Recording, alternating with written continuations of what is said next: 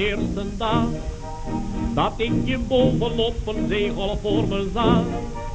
Daar staan de nymfen van Neptunus uit het sprookje. Mijn schat, toen dook je opeens de diepte weer in. Het was even sprakeloos en zei geen boe of ba.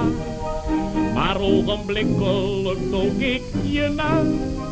3 meter lager, zo wat kwam ik je tegen. Mijn schat, daar heb ik nimmer spijt van gehad. In het zilveren zand van het strand aan de zee, daar zaten wij twee, door niemand gestoord. Ik vroeg je vrij, schat, hou je van mij? Je maakte me blij, als sprak je geen woord. Want zie je, zo'n geval zijn woorden overbodig. Heus niet nodig, een blik zegt wat je weet. In het zilveren zand van het strand aan de zee, daar werden wij twee, door liefde maar één.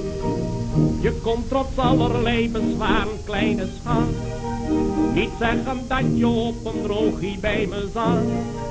De woeste golven rolden onder een en al, ons van elke kant.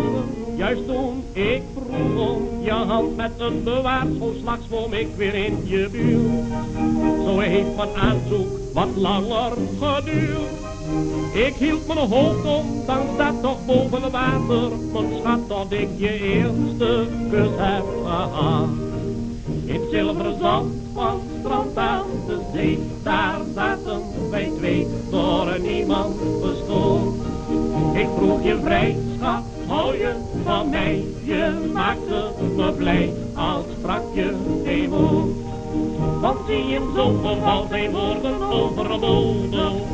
Heus niet nodig, een blik zegt wat je weet. In het zilveren zand van het strand aan de zee, daar werden wij twee, door liefde maar één.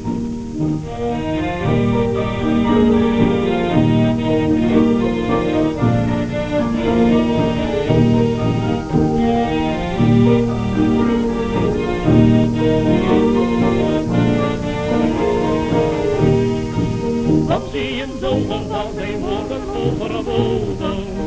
Heus niet nodig, een blik zegt wat je weet. In het zilveren zand van het strand aan de zee,